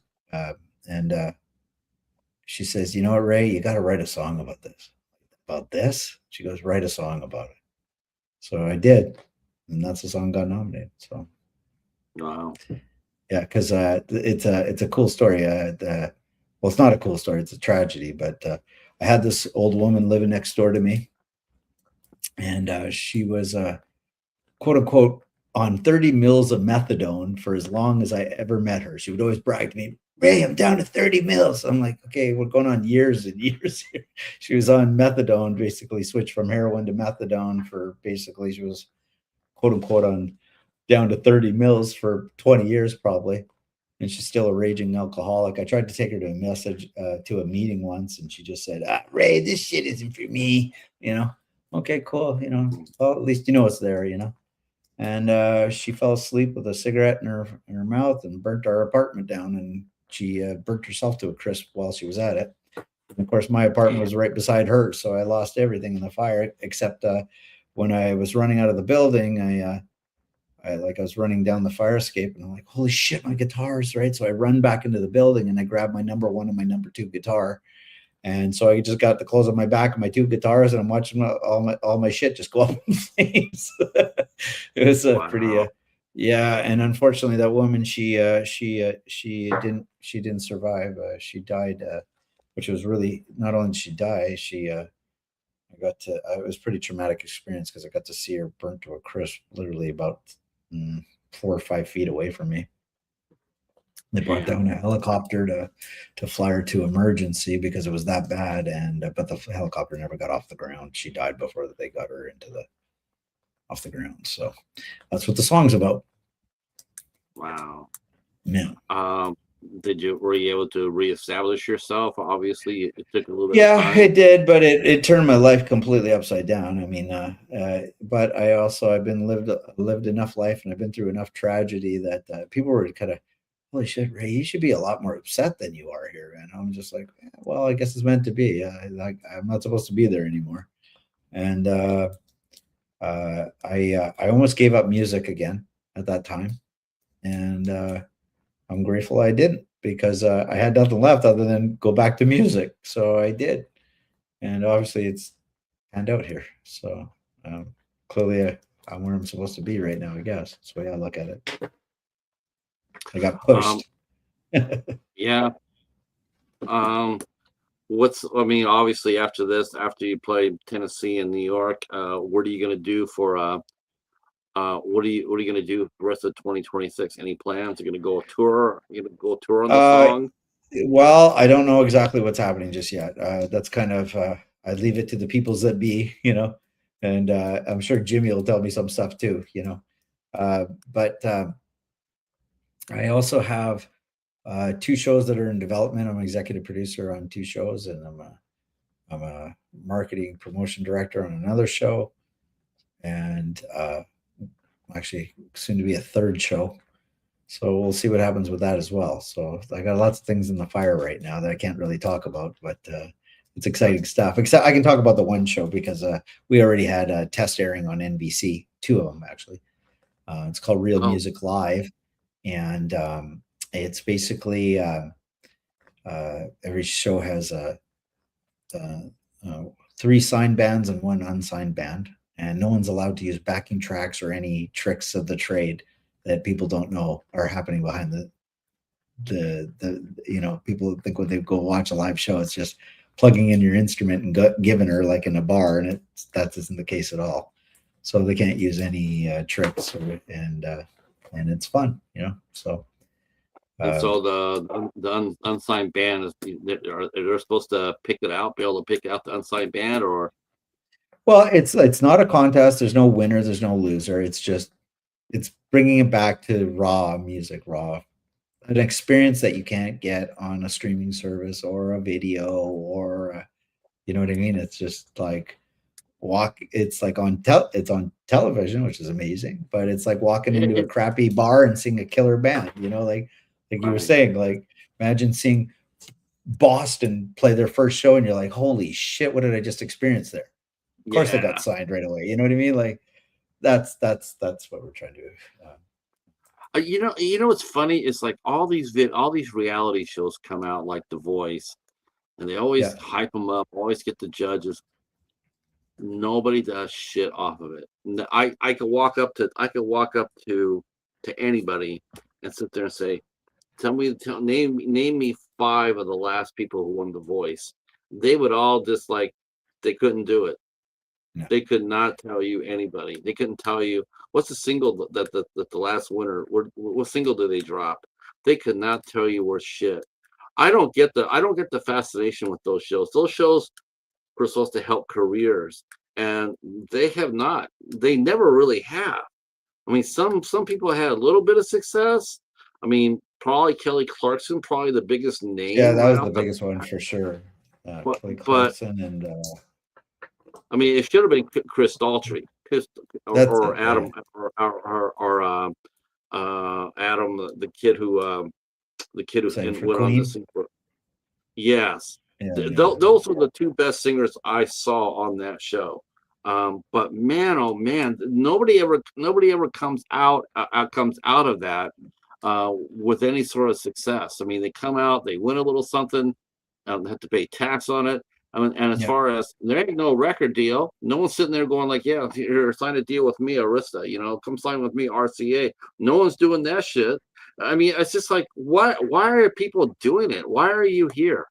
And that's not being facetious. I'm really curious. It's like, Well, they I are getting understand signed. They're getting signed by the show. There's a label Yeah. underneath all that, right? So then, if they decide they got something hot enough, they can, rebrand. You know what they you know who used to do who used to do that bullshit, and it was horrible. In fact, it was whenever you got signed, if you got signed by this label, nobody took you seriously. Nobody. Which label was that that? was Hollywood Records. Oh yes, yeah. But That at the same label- time, didn't Hollywood's records? Didn't they? Wasn't that like Miley Cyrus's label when she was? Oh no, that was Disney. Yeah, right? I'm sure she did something or another, but that Yeah. I just know that whenever they would sign somebody out there, slap them on there, and run them on out, and man, nothing ever happened for them. They did not have Disney did not have, they didn't care. They didn't have a marketing arm. They just went, they slap out a deal. Yeah, we signed this band and this and that. And if you go back there and see, I don't think there's anybody out there that ever broke anything. A lot of times it was just record deals for their little stars, like a Miley Cyrus or Victoria Right. Justice or something like that. And it was like no one ever took it seriously. Like you get a call from an agent going like, so yeah, I got this band coming in and they're on Hollywood Records, and they're going like, I'm gonna have to pass. Well, why? Because they don't get any radio play. It's back when radio meant something. No radio station playing them. Not commercial, and certainly as hell not college. It's like it was very, very tough. Really? Yeah. Well, you schooled me. I mean, that was mostly, but Hollywood Records. That's mostly pop, wasn't it? They were pop. Yeah. Artists. Yeah. I even still think they're even still poking around. But again, if they are, I don't think you and I would know anybody on that roster, and I doubt anybody on that roster has more than one record or a couple of singles. But boy, that was like the death knell. If you got signed, if you came and said, yeah, I got signed by Hollywood Records, it'd be like, damn, all right, well, the next sound you hear will be what? Yeah. But the other side of it is you don't need a label like you did before. You know what I mean? No. There's so much No. you can do on this point, but I mean, there's still the powers that be. If you want to go from, larger venues to Coliseum, there's still people that you need to go through, and those are. You're right. those are It's just a very damn old- shame. I haven't listened to commercial radio in 26 years. I don't even know. Does it even exist anymore? I don't know. I don't think so. I listen to a lot. I listen to sports radio, and even that is like, man, oh man, it's Tom saying never seen a star making show. Yeah, they're horrible. They're horrible. They don't do anything for the artists. They exploit them like a motherfucker. That's all it is. It's just exploitation. Get you up there. I mean, they're more excited about who's going to be the coach. What does it matter who's coaching? You ain't getting a deal out of it. I mean, Yeah, if the coach could walk over there, if the coach could walk, it was John Legend going to walk you after you win? Is he walking you to the studio the next day and you cut a record with 12 songs and put it out there in 3 or 4 months? Last I looked, that hasn't happened. So why do you need a coach? Coach for what? A coach for not getting signed? Hell, you could grab 12, you could grab 4 people in the audience. They could tell you that. So yeah, it's music is a weird dynamic these days. It truly is. It's like it's song. a I mean, it's very Wild West for sure, and then just like the things that are being shown to me. But what I do feel that is happening now, and I do like seeing, is there is a pocket of, newer musicians that are kind of going back to the old formula, which is just, mhm. raw kind of rock and roll, even country, where it's really stripped down, no overproduction, not a whole set of strings and all this stuff, just keeping it really raw, like something like maybe a Johnny Cash type production. And I love that. God, I love that. how long do you think Johnny Cash? I mean, Johnny Cash just started his career today in today's market. He wouldn't be nothing. How far do you think he would have went? No, nothing.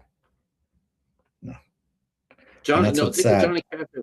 Johnny Cash, as we know him, starting out today in today's music world. How long do you think? How long do you think it would take for him to get discovered? Yeah, no, no. And then the other thing is you got all these like YouTube stars, okay, like that can literally play guitar like absolute monsters, Yeah, monsters. So good, it's like unbelievable. But if you held a gun to their head and said, "Write me a song," they couldn't do it if their life depended on it. no, Or if you put them in a jamming situation. I'm not going to mention the name, but there's a guy that he is in the vintage market, the vintage music market, and he's pretty well known amongst big rock stars. Because if you need a 57 or you need a 59 Les Paul, and he'll find it for you, the one you want. You know what I mean? He's got those connections. no. So he has an all-star jam every year, and I'm not mentioning names, but there's some guys that are very incredible. What you would think some of the best guitar players you've ever heard in your life. But you throw them into a jamming situation and they shit the bed. They can't do it. They cannot just create music off the spot. Wow. And that's what's happening with a lot of. Really do that. There's a And that's lot. what There are some happened. bands that can do that. Mhm. Remember, you look at Pink Floyd, that they could do it. God, they could do it. Oh, The there's two lots of bands bands, that the could two do bands it. that I think of, the two bands I could think of that could do that was a band called the Grateful Dead. They could Oh get yeah. out there and just yeah. Sabbath, Um, Hendrix, Thin Lizzy, they all could do this shit for days on end. You know what I mean? Like that was the Prince, way music was Prince. back then. You just get in I with the mean, right good guys and you just keep going, and it's just let the music write itself. But it's a uh, lost art because I think what you were saying too, because if we don't have the attention span, we're not going to listen to there and you're never going to get there, you know? I saw this band, another band I was thinking about that could do that, and I mean, it was weird because they would play live and they would just like play and play and play. And the guys that I worked with at the venue I was at, they would just like they see the band on the calendar, and they would just look. They just like they'd be looking for a way out. Like I'm gonna be sick that day. I'm Right. doing my final that day. I got a hot date that day. I mean, it was like, it was like most of the time we had like 12 to 15 guys. And when this band played, we'd be lucky. It was, sometimes it was me, just me and my boy Jimmy. A couple of other people. There'd be like three of us here, but they were the band. The crowd were just absolutely mellow. No problem at Yeah. all. But boy, they would just get out there and play, for 30 minutes on one song, and you'd be back there like, Yeah, Just slip like my wrist. No, dying. you got to know when to pull the Yeah. plug. But I guess what I'm going with that whole thing is like it's not something you should do live, but like that is a spiritual experience that you can't duplicate with computers and No. and plugins and I know this is the new way and this is how everything's going, but like there's something you miss out, and that's that magic that we were talking about, that psychic experience that you actually bond with other human beings in real time.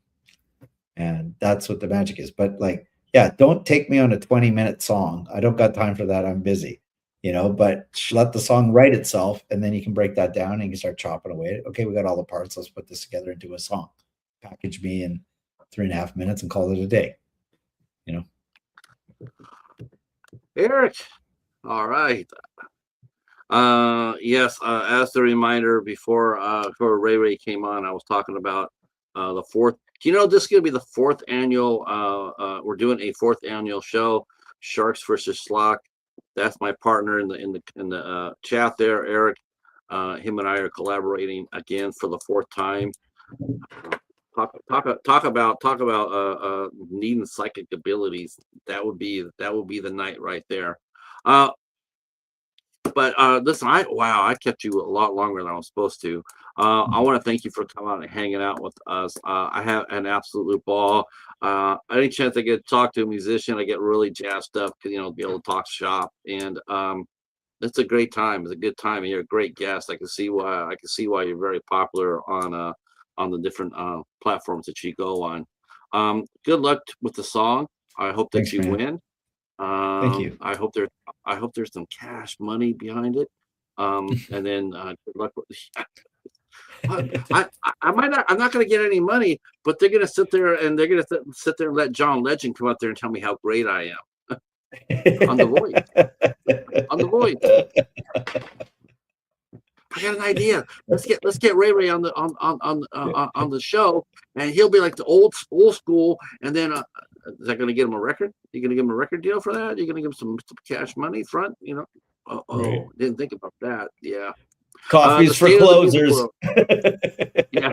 The state of the music world.